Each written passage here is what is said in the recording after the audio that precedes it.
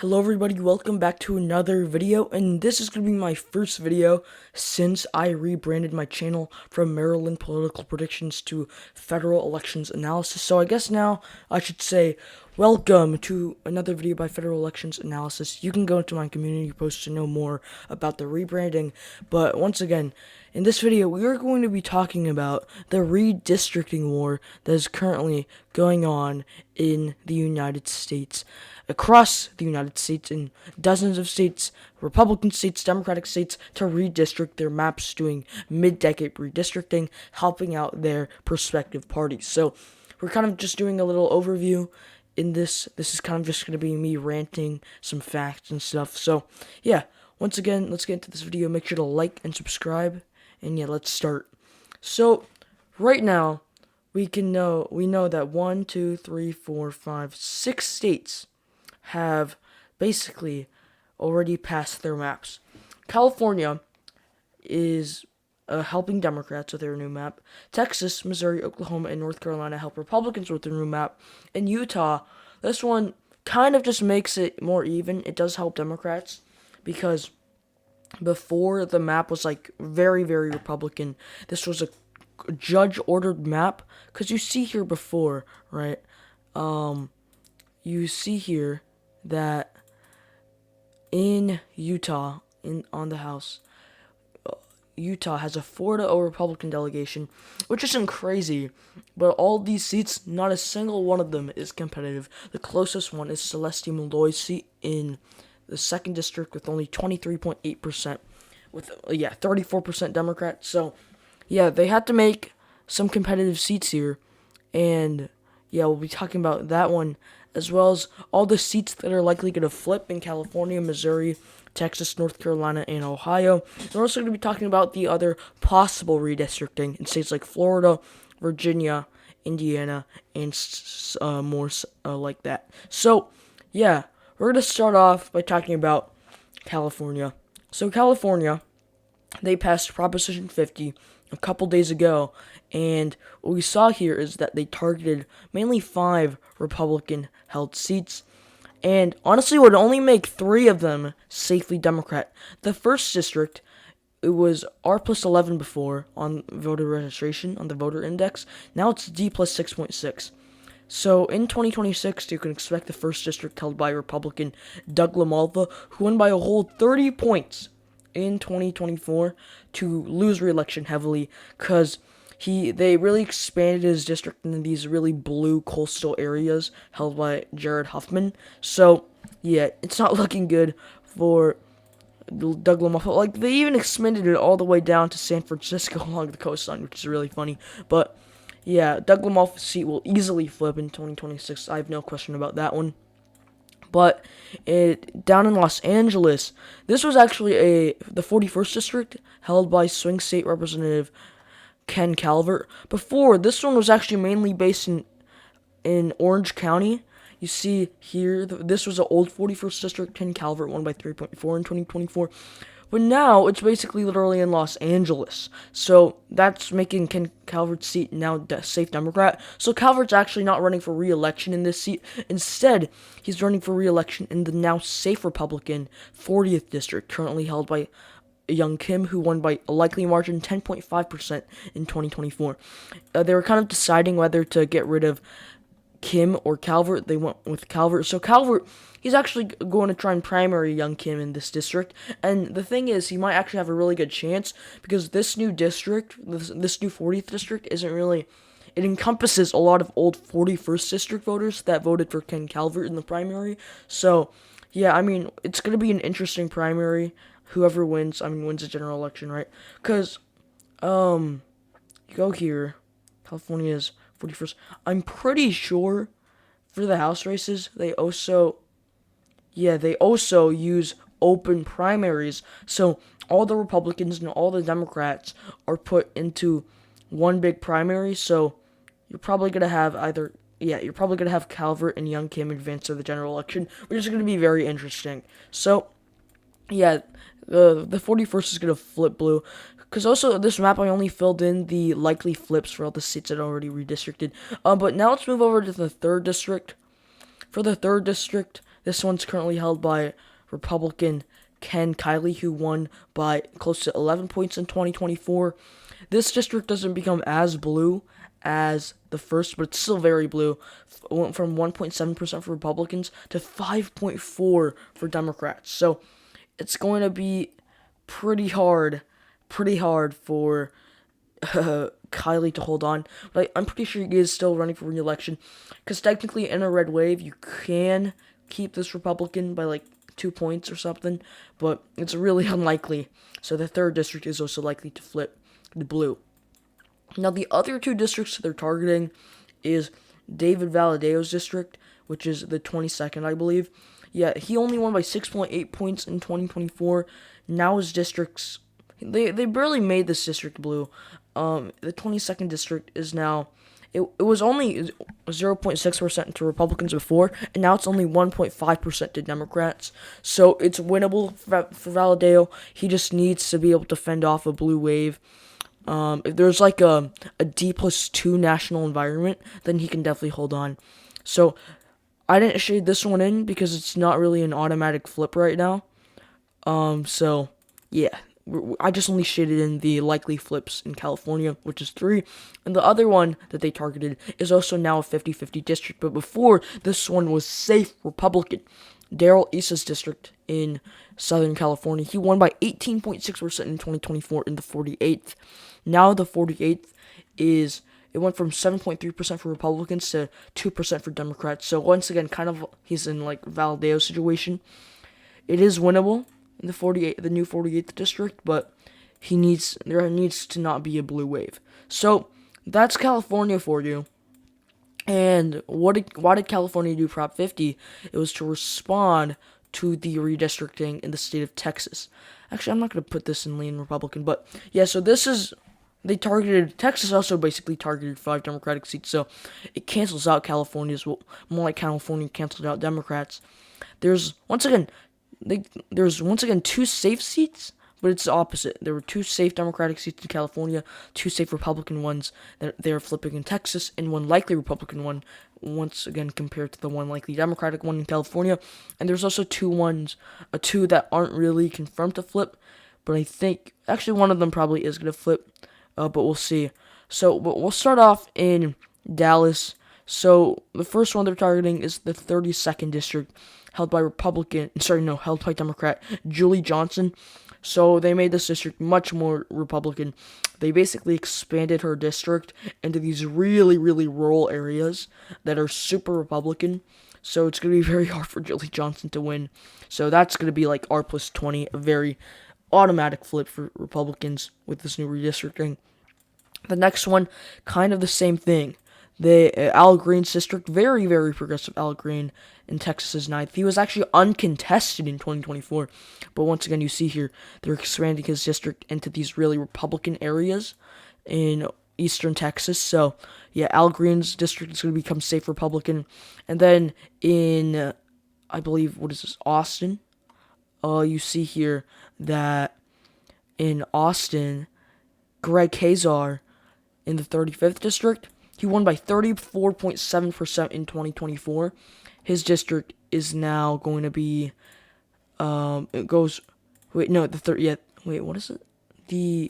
35th. So, D plus 7.3. Oh, sorry, no, this is California. Yeah, you see here that the 35th goes from D plus 18.3 to Republicans up by 4.2. And then here's the 32nd district I was talking about, D plus 13 points to Republicans plus 8.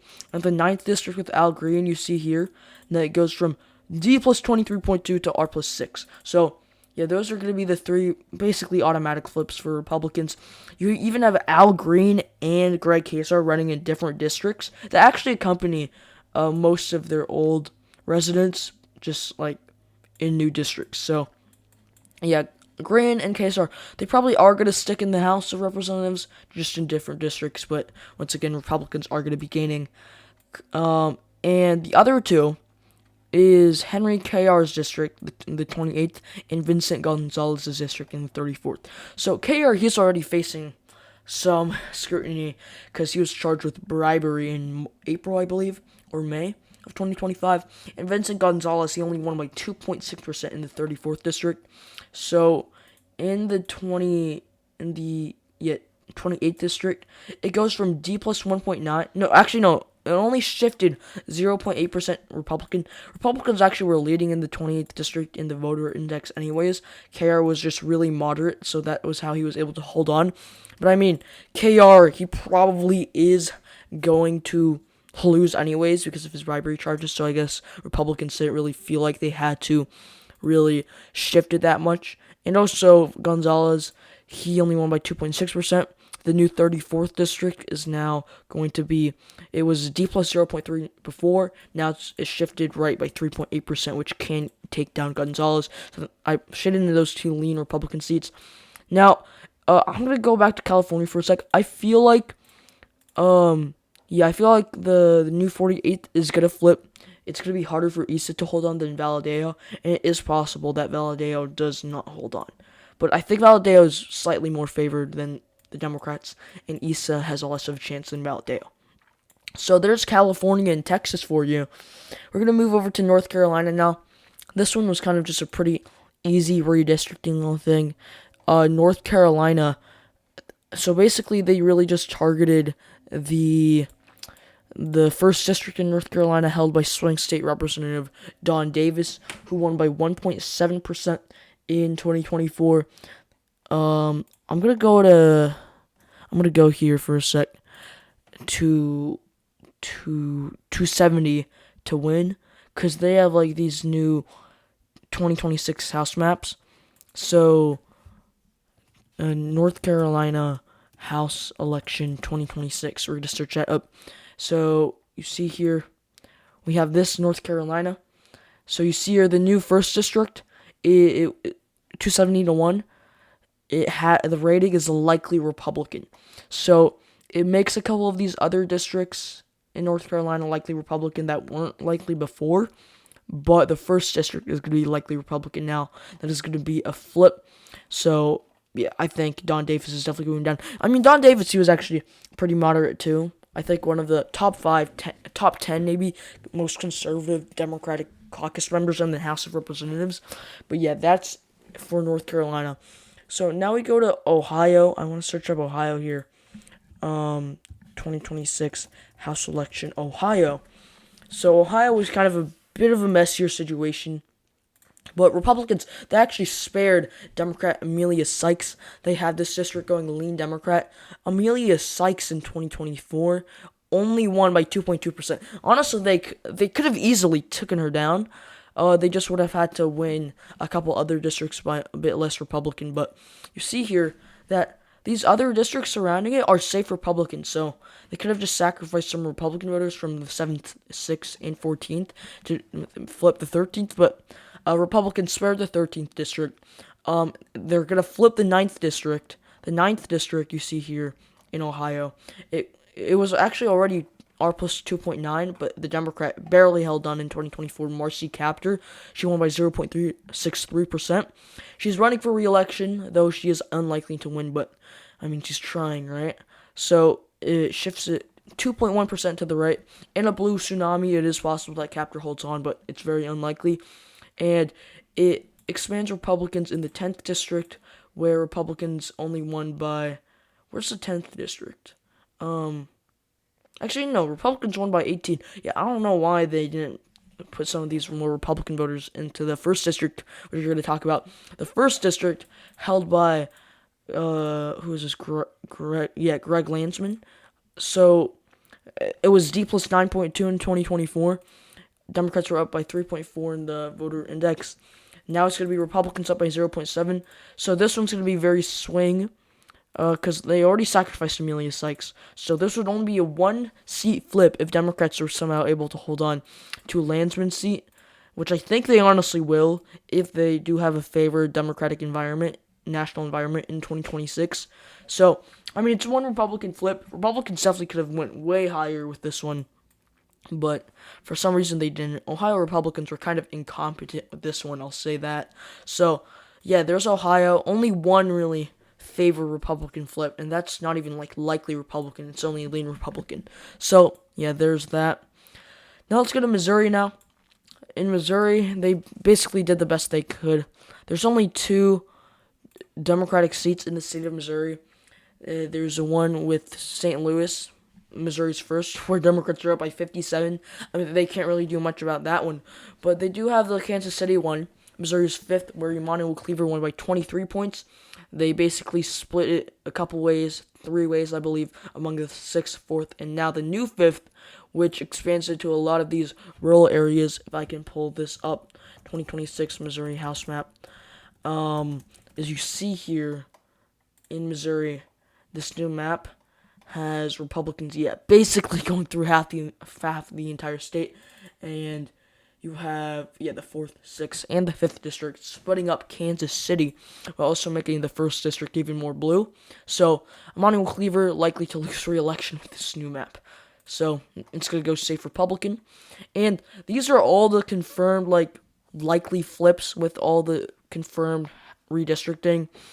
I do want to talk about Utah for a sec, even though there aren't really any big flips. So, before it looked like this.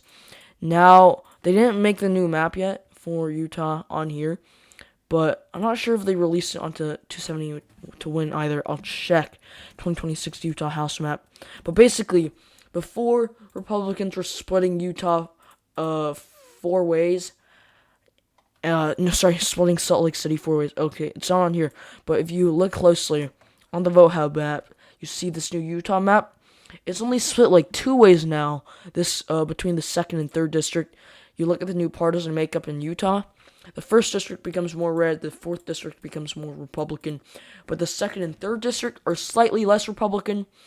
The 2nd and 3rd voted for Republicans in 2024 by 32 and 23 points. Now the 2nd district is probably going to be likely Republican. The 3rd one's probably going to be lean Republican. So it's not confirmed flips in the state of Utah, but in a blue wave, Democrats could probably flip the 3rd district with Kennedy, Representative Kennedy, but we will see here in Utah. But no really confirmed flips. But I want to look at what other states could redistrict that haven't passed their stuff yet. So you see here that the most likely ones, California, Ohio, Texas, we already included these. North Carolina included that. Utah included that. Missouri actually is probably going to. They released the map, but they just don't have the votes yet. But I think Donald Trump's going to force them into it. But if we look at the ones above 50%, you have Virginia, if they redistrict, they're going to favor Democrats. So it's kind of been talked about. They're going to flip easily the 2nd. I think they're going to get rid of 3 Republican seats, make it a 9-2 delegation for the Democrats, or they could go even further and even eliminate another one and only leave the 9th district. That would be a 10-1 Democratic delegation. They might do it, but we'll see. The thing is, in Virginia, I'm pretty sure. Actually, no, they probably could because of the new House of Delegates in Virginia. Democrats have a supermajority, so we could definitely be seeing something from a new map from Virginia that could be released in the coming weeks. Florida, you do have this. I think they could remove 3 or 4 Democratic seats. So, that too. Florida, on call sheets, likely to redistrict. Louisiana, well, I'm pretty sure Louisiana, they could only get rid of 1 and leave the 2nd district, get rid of Cleo Fields in the 6th. So, if we look at the other ones, let's include Louisiana, right? Republicans would flip the Cleo Fields district. In Virginia, Democrats could. These aren't margins, by the way. They could easily flip this one, the 2nd district, and also the Whitman district, the 9th, I believe. Sorry, no, the 1st. They leave the 9th. I think I'm gonna only do 3 Democratic flips. In the state of Virginia. I don't think they're. I don't think they're gonna go 10-1. But that's 3 flips in Virginia. Once again, no margins. Remember, in Florida, they could probably get rid of Honestly, they might even be able to get rid of 5. They could probably get rid of the 14th. Actually, no. They could probably get rid of. Let's go to Florida for a sec. They could probably get rid of 2 in Miami. I think. Also, Frankel in the 22nd. Yeah, let's just. I don't know which ones are gonna flip in Miami, but I they could probably get rid of 2 in Miami. I think they could also get rid of the Florida's 9th, Darren Soto. He actually won by less than 15, so it's going to be pretty easy. I mean, there's so many safe Republican districts around him that they could definitely expand him into these redder areas. So that would also be a flip for Republicans. I'm just looking at the options here, right? Because Florida's probably going to redistrict. I'd say they get rid of 3 minimum, 5 maximum. We'll just go in between there and do 4. We'll see here. Yeah, I mean, they could probably get rid of.